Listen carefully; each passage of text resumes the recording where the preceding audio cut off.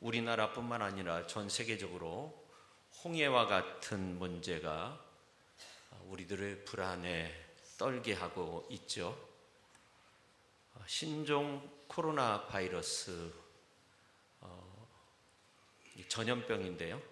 보균자라는 인식을 못한 가운데서도 전염이 돼서 사람들이 만나는 것을 꺼려하고 있습니다. 그러다 보니까 경기가 아주 심각한 가운데 있고, 중국에서 넘어오는 부품이 조달되지 못한 자동차 업계는 비상이 걸렸습니다. 관광 여행이 이루어지지 않고 있고 학교도 개학을 2주 이상 연기한 상태입니다. 이러한 가운데 이상 고온이 계속되고 있죠. 전주가 기상 관측일에 1월에 눈이 내리지 않고 넘어간 경우는 처음이라고 합니다. 뿐만 아니라 빙하가 예상보다 100배 빨리 녹는다는 그러한 보도를 읽은 적도 있습니다. 우리는 참으로 어려운 시대를 살고 있습니다. 우리 노예 어느 목사님이 카톡에 이렇게 써놓았어요. 갈 길이라고 써놓았는데 사진이 한 장 나오는데 아주 뜨거운 여름, 그것도 대낮에 짐을 잔뜩 싣고 산을 오르는 그러한 어떤 장면의 사진이었습니다. 그게 갈 길이라는 거예요. 그 사진의 주인공이 목사님 같은데 그게 갈 길이라는 거예요. 근데 우리 모습과도 좀 비슷하지 않습니까? 오늘 이제 본문 말씀이 나오는 이스라엘 백성들의 모습도 마찬가지입니다. 바로의 압제 밑에 있다가 출애굽한 이스라엘 백성들의 갈 길이 참으로 막막했습니다. 뜨거운 사막과 같은 광야의 길을 걸어서 가나안 땅까지 가는 그 길이 결코 평탄하지 않았습니다. 먹을 음식도 마실 물도 타고 갈 자동차도 없었습니다. 근데 가만히 보니까 저 뒤에서 애굽의 말병거들이 먼지를 일으키면서 이스라엘 진영을 향해서 쏜살같이 달려오고 있는 겁니다. 분위기를 보아 바로와 애굽 군사들이 자신들을 따라잡으면 가만히 둘 것 같지 않습니다. 바로와 애굽 군사들은 첫 유월절 새벽에 자신들에게 몰아닥친 죽음의 심판이 이 노예들 때문이다 생각하고 다 출애굽시켰는데 다시 쫓아온다는 것은 자신들을 잡아 죽이겠다는 심사이다, 그렇게 생각할 수밖에 없었습니다. 그래서 뒤로 돌아갈 수도 없었고, 근데 앞을 보니까 홍해가 놓여져 있었습니다. 진퇴양난의 상황이었습니다. 저는 이러한 이스라엘 백성들의 모습을 보면서 이 시대를 살고 있는 우리의 모습과도 흡사하다, 그런 생각을 했습니다. 제가 맨 서두에서 말씀드린 것처럼 홍해와 같은 그러한 문제들이 너무나도 산적해 있습니다. 이러한 가운데 우리가 어떻게 도약할 건가? 우리가 어떻게 이 홍해와 같은 산적한 문제들을 뛰어넘을 건가? 고민하지 않을 수 없죠. 물론 사람마다 다른 그런 문제들이 있어요. 홍해와 같은 문제가 같은 건 아닙니다. 다 다릅니다. 근데 어떻게 도약할 수 있느냐? 이 도약의 뜻은 정확히 더 높은 단계로 발전함을 비유적으로 이르는 말인데, 한자로 뛸도, 뛸약, 그렇게 씁니다. 우리가 지난 시간에 요한계시록 15장에 있는 말씀을 살펴보면서 하나님의 종 모세의 노래, 어린 양의 노래를 살펴보았습니다. 이 노래는 결코 구약에 나와 있는 그 모세와 이스라엘 백성들이 불렀던 그 노래와는 큰 차이가 있었죠. 모세의 노래는 홍해를 건넌 이후에 도약의 노래이었다고 한다면, 어린 양의 노래는 아주 그 스케일이 상상도 할 수 없이 큽니다. 요한계시록 15장 3절부터 4절에 있는 말씀을 보면 나와 있는데, 여기에 보면 전능하신 이시여 라는 말씀도 나오고, 만국의 왕이시여, 만대의 왕이시여, 그렇게 나오고, 만국이 와서 주께 경배하게 된다. 결국 어린 양 예수님을 높여드리는 찬송의 노래가 나와 있습니다. 그런데 이 모세의 노래, 구약에 나와 있는 이 모세의 노래는 이스라엘 역사 가운데 가장 위대한 도약을 이룬 노래였습니다. 승리의 개성가를 부른 노래였죠. 근데 저는 오늘 이 모세의 노래 직전에 있었던 말씀을 드리려고 합니다. 홍해에서의 도약. 홍해를 뛰어넘어야 승리의 찬양이 나오잖아요. 언젠가 그런 이야기를 접한 적이 있는데 6.25 때, 1.4 후퇴 때 있었던 일인데 대동강을 넘어서 피난길에 오른 한 가족의 이야기입니다. 남편과 작은 딸은 배에 먼저 타고 아내와 큰 딸은 사람이 너무나 많아서 다른 배를 타게 됐는데 남편이 탄 배가 부서졌어요. 그래서 내려오지 못하고 헤어졌어요. 그리고 63년의 세월이 흐른 거예요. 이산 가족 상봉 신청을 해서 겨우 성사돼 가지고 상봉날을 앞두고 있었는데 아내가 상봉 15일 전에 숨을 거둡니다. 큰딸이 엄마의 영정사진을 들고 북한에 사는 여동생을 만나게 됐어요. 그러니 눈물 바다가 된 거죠. 대동강의 수심이 얼마나 될까요? 그걸 건너지 못하고 헤어져 남편과 딸을 볼 수 없는 신세가 된 거죠. 그러면 이 홍해는 수심이나 그 폭이 우리가 생각하는 것 이상 더 깊고 넓습니다. 오늘 이제 본문에 보면 배도 없습니다. 그러니까 배가 고장나거나 부서질 염려가 없죠. 있어도 200만 명이라는 엄청난 사람을 태울 수는 없었을 겁니다. 또한 이스라엘 사람 200만 명 중에 어린아이 노약자 수십만 명 되겠죠. 근데 홍해를 못 넘었다는 그런 기사가 나와 있지 않아요. 그래서 헤어졌다는 그런 내용이 전혀 나오지 않습니다. 사실 오늘 현대인들에게 홍해바다 별 의미 없습니다. 성지순례 가면 볼 수 있는 바다입니다. 쾌속정 타고 비행기 타고 요즘에는 이제 지하 터널이 뚫려져 있어서 차를 타고 순식간에 홍해를 넘을 수 있습니다. 그러나 제가 말씀드리고자 하는 것은 오늘 우리 시대 우리가 겪는 홍해와 같은 문제가 정말 심각하다는 거예요. 출애굽기 14장에 나오는 홍해보다 훨씬 더 심각합니다. 홍해 바다에서는 한 명도 실족지 아니했습니다. 근데 오늘날 넘어지고 부서지고 무너짐이 아주 심해요. 마태복음서 7장 27절에 나와 있는 모래 위에 지은 집과 같은 경우가 너무나도 많아요. 무너짐이 심하니라 그렇게 말씀하고 있어요. 오늘 현대인들의 모습을 보면 정말로 그런 일들이 많이 있어요. 그래서 등장하는 말이 죽어있는 시대, 좀비 시대, 영화도 그런 영화들이 많이 나왔는데 요즘 기생충 영화가 아카데미 4개 부분을 석권해서 전 세계인이 한국을 다시 한번 주목하게 됐습니다. 저는 이 소식을 듣고 이 영화를 일부러 보았어요. 근데 좀비 시대보다 더 진화된 것이 이 기생충 시대가 아닌가 그런 생각을 했어요. 요즘 우리 사회의 가장 큰 문제가 무엇입니까? 좀 깊이 생각해 보면 자꾸만 죽어가는 사회가 된다는 거예요. 탐을 쌓고 이것을 뛰어넘고자 기생충과 같은 어처구니 없는 일들이 많이 일어나고 있습니다.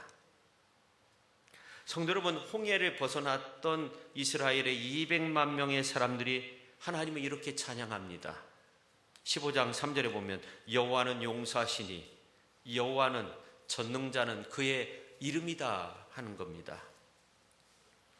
홍해 앞에선 하나님은 어떤 분이십니까? 용사셨어요. 전능하신 용사, 홍해를 가르는 용사, 세상을 이기는 용사, 우리에게 진정한 승리를 주시는 용사입니다. 예수님도 이렇게 외쳤습니다. 요한복음서 16장 33절에서 담대하라 내가 세상을 이기었노라. 다시 말해 우리의 용사이신 주님은 세상을 다 이기신 분이 되십니다. 그러면 모세는 누구인가? 홍해의 도약을 위해 택하신 하나님의 사람이었습니다. 모세의 홍해에서의 이 도약은 명확한 것이었고 단순한 것이었습니다. 성도 여러분, 우리가 절박한 상황 속에서 이것을 도약하기 위해서, 이것을 뛰어넘기 위해서 너무나 많은 수들 생각해요. 수들이 너무나 많아가지고요, 도약하지 못하고 절망 가운데 있는 그런 경우가 많이 있어요. 믿고 행하기만 하면 되는데 너무나 많은 것들을 생각합니다. 홍해에서의 도약은 첫째, 하나님의 음성을 통해서였습니다. 모세가 홍해를 잘 건넌 것은 그가 바다 전문가였기 때문이 아닙니다. 바다 전문가는 베드로죠. 어부였던 베드로죠. 바닷속의 전문가도 나오는데 요나는 3일 3야를 바다의 뿌리까지 내려갔던 사람이었습니다. 모세의 전문 분야는 광야입니다. 미디안 광야에서 40년 동안 양무리를 쳤던 사람이었습니다. 그러나 그런 모세를 하나님이 홍해 앞에 세워놓았는데 전혀 다른 거예요. 놀라운 거예요. 하나님의 캐스팅이 참 놀랍죠. 이스라엘 사람들은 애굽의 군대가 들이닥치는 이러한 모습을 보고 출애굽기 14장 11절에 있는 말씀을 보면 애굽에 매장지가 없어서 당신이 우리를 이끌어내어 이 광야에서 죽게 하느냐, 어찌하여 당신이 우리를 애굽에서 이끌어내어 우리에게 이같이 하느냐. 이런 어떤 진퇴양난의 상황 속에서 누구나 다 떨죠. 앞에는 홍해가 가로막고 있고 뒤에는 애국 군사들이 몰려온다고 할 때 누구나 두려워합니다. 근데 모세의 태도는 좀 달랐습니다. 14장에 있는 말씀을 보면 여호와께서 구하신다고, 여호와께서 싸우신다고, 너희는 가만히 있으라고, 여호와가 너희 하나님 되심을 알아야 된다고 그렇게 말하고 있습니다. 그럼 모세가 홍해를 하나님이 가르시고 하나님이 열으시고 그것을 이스라엘 백성들이 건널 수 있도록 그렇게 하나님이 만드신다는 것을 알았을까? 미리 알아서 그렇게 담대한 모습으로 그런 말들을 할 수 있었을까? 성경에는 그런 내용이 전혀 없습니다. 그런 내용이 없습니다. 그런데 모세가 오늘 13절에 있는 말씀을 보니까 너희는 두려워하지 말고 가만히 있어서 여호와께서 오늘 너희를 위하여 행하시는 구원을 보라. 너희가 오늘 본 애굽 사람을 영원히 다시 보지 아니하리라. 14절에도 보면 여호와께서 너희를 위하여 싸우시리니 너희는 가만히 있을지어다. 홍해와 같은 문제를 열 수 있는 도약의 방법이 여기에 있는 거죠. 두려워하지 말고 가만히 서 있으라 하는 겁니다. 성도 여러분, 모세는 두려워 떠는 이스라엘 백성들을 향해서 무엇 때문에 왜 서 있으라고 하였을까요? 하나님의 응답을 한번 기다려봐라 하는 거예요. 하나님의 음성을 듣고자 했어요. 사실 이스라엘 백성들은 두려움 속에서 떨면서 모세를 향해서 불평하고 왜 우리를 애굽에 그냥 놔두지 왜 이곳에 와서 죽게 만드냐고 그런 말들을 했지만 부르짖어 또 기도했어요. 10절 하반절에 있는 말씀을 보면 이스라엘 자손이 심히 두려워하여 여호와께 부르짖고, 모세도 마찬가지입니다. 15절 말씀을 보면 너는 어찌하여 내게 부르짖느냐. 모세도 하나님 앞에 기도했습니다. 사실 하나님 앞에 기도하고 하나님의 음성 듣기를 위해서 가만히 서서 기다리는 그런 어떤 삶의 모습을 하나님께서 기뻐하십니다. 하나님이 좋아하는, 하나님이 쓰실 만한 사람은 어떤 사람인가 생각해 보면 물질이 많고 능력이 있고 지혜가 있고 열정이 있고 그런 사람보다는 오늘 본문 말씀에 나와 있는 그 모세가 한 그 말씀처럼 불안에 떠는 것도 아니고 믿음이 식어진 것도 아니고 믿음에 굳게 서서 하나님이 주시는 말씀을 믿고 하나님이 이루시는 그 구원의 역사를 기다리는 그 자세를 가지고 있는 그런 사람들을 하나님께서 들어 써주시는 줄로 믿습니다. 하나님 앞에서 우리가 단순해져야 되죠. 순진한 거죠. 하나님이 다윗을 사용하신 이유도 그런 이유 때문이었습니다. 왕이 되자마자 한 일은 하나님의 말씀을 듣고자 하나님의 언약궤를 자신의 궁전에 모셔오는 일을 했어요. 4명이면 법궤를 운반할 수 있는데 뽑은 사람만 3만 명이었어요. 한 번 실패했어요. 2번이나 똑같이 3만 명을 뽑았어요. 언약궤가 움직일 때마다 다윗은 여호와 앞에서 힘을 다해서 춤을 추었습니다. 이거 흉보던 미갈을 향해서 이런 말을 합니다. 다윗이 미갈에게 이르되 이는 여호와 앞에서 한 것이니라. 그가 내 아버지와 그의 온 집을 버리시고 나를 택하사 나를 여호와의 백성 이스라엘의 주권자로 삼으셨으니 내가 여호와 앞에서 뛰놀리라. 여러분에게 홍해와 같은 어려운 문제가 있습니까? 모세와 이스라엘 백성들처럼 하나님의 도약의 역사를 이루시기를 바랍니다. 먼저 하나님 앞에 부르짖어 기도하시기를 바랍니다. 기도했으면 하나님의 구원의 역사를 믿으십시오. 하나님의 생명의 말씀을 붙잡으십시오. 하나님의 구원의 역사를 이루기 위해서 구원의 말씀이 들릴 때까지 여호와의 행하심을 기다리시기를 바랍니다. 다윗과 같이 나는 여호와 앞에서 뛰놀리라.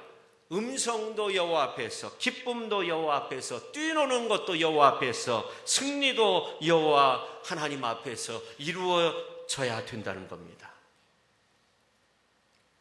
성도 여러분, 성도의 비전은 하나님의 음성을 들을 때 제대로 듣는 거예요. 제대로 비전을 갖게 되는 겁니다.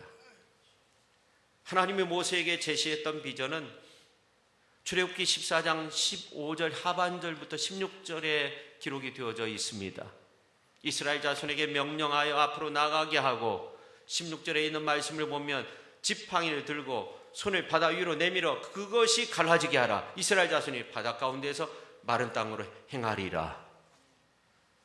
모세가 해야 할 거, 하나님 주신 비전은 지팡이를 바다로 내밀라 하는 겁니다. 만약 이런 비전이 없었다면 모세는 이렇게 말했을 겁니다. 여호와께서 싸우십니다. 실제적으로 그렇게 말했어요.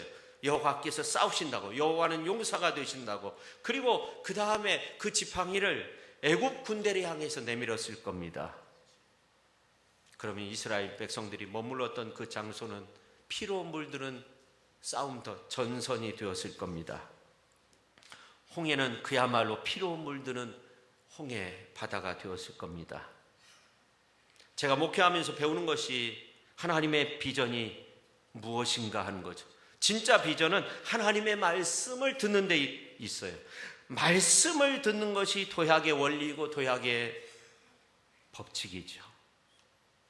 모세가 지팡이를 홍해 바다로 내밀었던 그 순간 앞에 있던 구름 기둥이 저 뒤로 물러가 가지고 애굽 진과 이스라엘 진 사이를 가로막게 되었어요. 한쪽은 흑암이고 한쪽은 광명이 가득했어요.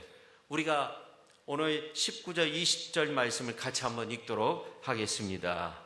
이스라엘 진 앞에 가던 하나님의 사자가 그들의 뒤로 옮겨가며 구름 기둥도 앞에서 그 뒤로 옮겨 애굽 진과 이스라엘 진 사이에 이르러 서니 저쪽에는 구름과 흑암이 있고 이쪽에는 밤이 밝음으로 밤새도록 저쪽이 이쪽에 가까이 못하였더라. 아멘. 이쪽 나오고 저쪽 나오고 헷갈리죠. 그렇죠. 중요한 건 뭐냐면 애굽 진영은 흑암이 가득하게 됐다는 거예요. 하나님께서 방패막을 쳐주신 거예요. 그러나 이스라엘 백성들 그 진영은 광명이 가득하게 되었다. 근데 하나님이 여기서 멈추지 않고 또 동풍을 일으키신 거예요. 바다가 움직였어요. 나중에는 양쪽에 바다 물벽이 생기고 홍해 바다 속이 마른 땅이 된 겁니다. 그래서 홍해 바다를 건넜어요. 이렇게 큰 비전은 하나님께서 말씀하시고 이루시는 거예요. 사람이 이룰 수 없죠. 예수님의 비전은 무엇이었어요? 하나님의 나라, 회개하라, 천국이 가까웠다 하는 겁니다. 예수님이 십자가상에서 한 강도에게 오늘 네가 나와 함께 낙원에 있으리라 말씀하셨어요. 예수님은 지난 2000년 동안 하나님의 비전을 이루셨는데, 예수님의 비전을 다 이루셨는데 사람들의 심령을 가르고 천국의 문에 이르도록 그렇게 역사해 주셨어요. 닫혀진 홍해와 같은 문제, 여러분 두려워하지 마십시오. 먼저 하나님 앞에 기도하고 말씀을 들을 귀를 열으시기를 바랍니다. 비전은 애굽 앞으로가 아니라 홍해 앞으로였습니다. 이것은 말씀으로 되는 겁니다. 말씀을 믿음으로 되는 겁니다. 그러므로서 하나님께서 역사하시고 하나님께서 터치하시고 하나님께서 구원의 역사를 이루어가 주시는 줄로 믿으시기를 바랍니다. 하나님이 구원하여 주시는 줄로 믿으시기를 바랍니다. 두 번째, 홍해에서 모세의 도약은 그리스도의 교회를 나타내 준다 하는 겁니다. 홍해 바다를 건넌 사건은 많은 난제가 있죠. 큰 동풍이 밤새도록 불었다는데 어느 정도 불었을까? 그리고 이제 양쪽에 물벽이 생겼는데 어느 정도 불어야만 계속적으로 그 속도를 유지해야 될까? 200만 명의 사람들이 어떻게 그 바람 사이를 뚫고 나갔을까? 수심이 100m만 돼도 어두울 텐데 어떻게 태연하게 그 속에 들어갔고 수십 킬로를 걸어서 감사 찬양하기를 여호와는 나의 힘이요 노래시며 나의 구원이시로다. 그는 나의 하나님이시니 내가 그를 찬송할 것이요 내 아버지의 하나님이시니 내가 그를 높이리로다. 이런 찬양을 드릴 수 있었을까? 얼마나 큰 믿음이었을까? 더욱더 영적인 이야기를 해보면 히브리서 11장 29절에 보면 이렇게 말씀하고 있습니다. 믿음으로 그들은 홍해를 육지같이 건넜으나 애굽 사람들은 이것을 시험하다가 빠져 죽었으며, 세번역 성경으로 보면 믿음으로 이스라엘 사람들은 홍해를 마른 땅을 지나듯이 건넜습니다. 그러나 이집트 사람들은 그렇게 해보다가 빠져 죽었습니다. 그렇게 나와 있어요. 이스라엘 백성들은 믿음으로 건넜어요. 할렐루야. 이집트 사람들은 이스라엘 백성들이 한번 건너봤으니까 우리도 그냥 한번 해보자 이렇게 해가지고 어떻게 됐어요? 빠져 죽은 거예요. 수장된 겁니다. 그럼 도대체 이스라엘 백성들의 믿음은 어느 정도 믿음일까? 어느 정도 믿음이 있어야 홍해를 건널까요? 근데 이스라엘 백성들의 모습을 보니까 사흘도 채 되지 않아서 수르 광야 마라에 가서 삶이 마라라는 거예요. 쓴물이라는 거예요. 하나님을 원망했어요. 물이 없어서. 여러분, 우리가 하나님을 향한 믿음을 가지고 예수님을 향한 믿음을 가지고 있는 거, 이거 은혜입니다. 할렐루야. 내가 변함없는 믿음의 사람이 되었다는 거 은혜입니다. 믿습니까? 그런데 홍해 바다는 우리가 생각하는 믿음만을 가지고 넘었던 그런 장소인가? 이스라엘 백성들의 모습을 보니까 믿음뿐만 아니라 가지고 갔던 것이 있어요. 여러 가지가 있겠지만 가장 중요한 것 중에 하나가 요셉의 유골이었습니다. 출애굽기 13장 19절에 보니까 모세가 요셉의 유골을 가졌으니 그렇게 말씀하고 있어요. 그 배경이 창세기 50장 24절에서 25절에 기록이 되어져 있습니다. 우리가 같이 한번 읽도록 하겠습니다. 창세기 50장 24절. 요셉이 그의 형제들에게 이르되 나는 죽을 것이나 하나님이 당신들을 돌보시고 당신들을 이 땅에서 인도하여 내사 아브라함과 이삭과 야곱에게 맹세하신 땅에 이르게 하시리라 하고, 요셉이 또 이스라엘 자손에게 맹세시켜 이르기를 하나님 반드시 당신들을 돌보시리니 당신들은 여기서 내 해골을 메고 올라가겠다 하라 하였더라. 아멘. 여러분, 해골은 뭘 상징할까요? 죽음이죠. 그럼 이스라엘 백성들이 요셉이 내 해골박저 잘 보관했다가 출애굽할 때 이거 꼭 가져가라, 이런 얘기를 한 것이 아니에요. 이스라엘 백성들에게 상기시킨 것은 우리가 살 땅은 에집트, 애굽 나라 이 땅이 아니라는 거예요. 우리 선조들이 하나님께서 약속하신 땅이 있었는데 가나안 땅, 하나님께서 그 땅으로 우리를 반드시 인도한다는 거예요. 그때 하나님께서 우리를 돌보실 거라는 거예요. 하나님의 약속의 말씀을 반드시 이루실 거라는 거예요. 언약의 말씀을 반드시 이루신다는 거예요. 할렐루야. 그래서 이스라엘 백성들은 그 언약의 말씀을 붙들고 믿음으로 홍해를 건넌 줄로 믿으시기를 바랍니다. 할렐루야. 노약자들도 다 건넜습니다. 짐승들도 다 건넜습니다. 동풍이 불어도 물벽이 있어도 다 건넜습니다. 그래서 사도 바울은 고린도전서 10장 2절의 말씀에서 모세에게 속하여 다 구름과 바다에서 세례를 받고, 이 건넌 모습을 뭐라고 표현하고 있냐면 다 구름과 바다에서 세례를 받았다는 거예요. 그러니까 이 홍해는 예수님의 십자가의 죽음을 상징하는 겁니다. 그러니까 하나님의 언약의 말씀과 십자가의 구속의 은혜, 구원의 은혜가 함께 역사하는 가운데 믿음으로 나가니까 어떻게 됐어요? 오늘 21절에 있는 말씀을 보면 밤새도록 바다 물이 물러갔다고 그렇게 말씀하고 있습니다. 물러갔다는 이 말은 얄락 그 자동사입니다.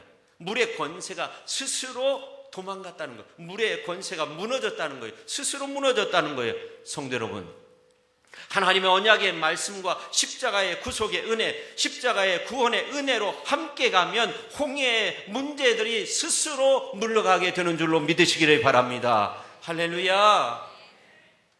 오늘 22절에 있는 말씀을 보니까 물은 그들의 좌우에 벽이 됐다고 또 그렇게 말씀하고 있어요. 벽은 호마라는 말인데 성벽, 견고한 물벽이 되었다는 겁니다. 길은 마른 땅이 되고 물은 벽이 되었다는 겁니다. 우리의 인생길이, 우리의 가정이, 우리의 사업장과 직장의 일과 하는 모든 일이, 우리의 가족 식구들이, 우리 교회가, 모든 성도님들이 하나님의 언약의 말씀과 십자가의 구원의 은혜가 함께 함으로써 그 믿음으로 나아갈 때 홍해의 문제 가운데에서도 하나님의 보호함을 얻는 그러한 놀라운 은혜가 넘쳐날 수 있기를 예수님의 이름으로 축원합니다. 성도 여러분, 바닷속의 길은 죽은 자와 산 자가 걷는 경계선입니다. 하나님의 지시에 따라서 들어오지 못하면 죽는 겁니다. 바닷속, 홍해 바닷속 이 바다의 길은 교회와 같은 겁니다. 홍해와 같은 이 세상에서 이 교회는 음부의 권세가 이기지 못한다고 마태복음서 16장 18절에 말씀하고 있는데, 하나님의 인도함을 받아서 이 교회 안에서 우리가 신앙생활을 하지 않으면 우리는 다 죽는 거예요. 교회는 에클레시아, 하나님의 부름을 받은 무리입니다. 우리가 이 안에 있어야 된다는 겁니다. 우리가 하나님의 말씀이 없으면 무너집니다. 애국 군대처럼 침몰당합니다. 주님이 십자가로 열어놓으신 새롭고 산 길로 우리가 나갈 수 있어야 됩니다. 고린도전서 10장 1절 하반절 말씀 이렇게 쭉 보면 다 구름 아래에 있고 바다 가운데로 지나며 모세에게 속하여 다 구름과 바다에서 세례를 받고 다 같은 신령한 음식을 먹으며, 또 4절에 있는 말씀을 보면 다 같은 신령한 음료를 마셨으니 이는 그들을 따르는 신령한 반석으로부터 마셨음에, 그 반석은 누구라고 말씀하고 있어요? 곧 그리스도시라. 할렐루야. 어느 선교사님의 간증인데요, 중국에서 선교 활동하는데 북한에서 온 간부를 만나서 복음 전해서 예수님 믿고, 이분이 변화돼서 성경을 달라 해가지고 성경을 여러 권 가지고 가서 북한에 가서 복음을 전했어요. 1년 만에 다시금 나와가지고 성경을 더 많이 달라 해서 간부급이었는데 차에다가 싣고 그것을 가지고 갔다는 겁니다. 근데 잡혔다는 그러한 소문이 돌아가지고 이 선교사도 잡히면 안 되니까 본국으로 돌아왔어요. 근데 사명이 있어서 다시금 중국에 10년 만에 갔는데 10년 만에 이 사람을 다시금 만난 거예요. 근데 주의도 더 높아졌고, 이 북한 사람이 하는 말이 내가 10년 동안 지하 교회를 세웠다는 거예요. 자기가 세운 교회 이름을 말하면서 우리 교회를 위해서 기도해달라, 그게 전부였다는 겁니다. 지금 전 세계적으로 홍해 속에 세워진 교회가 많이 있습니다. 박해뿐만 아니라 세상의 문화의 흐름 속에 놓여진 교회. 세상이 홍해입니다. 범람합니다. 세력이 엄청납니다. 마구 사람들을 넘어뜨리고 빠뜨려서 죽게 만듭니다. 그런데 박해와 세상 문화의 흐름 속에서 살 길은 주님의 말씀밖에 없습니다. 주님의 말씀 믿고 살고, 주님의 말씀 듣고 살고, 주님 말씀 먹고 살고, 십자가의 은혜로 살고, 할렐루야. 말씀으로, 주님의 십자가의 구속의 은혜로, 구원의 은혜로 홍해를 뚫고 나가야 되는 겁니다. 우리는 세례받고 신령한 반석이신 예수 그리스도를 생수로 마셔야 된다는 겁니다.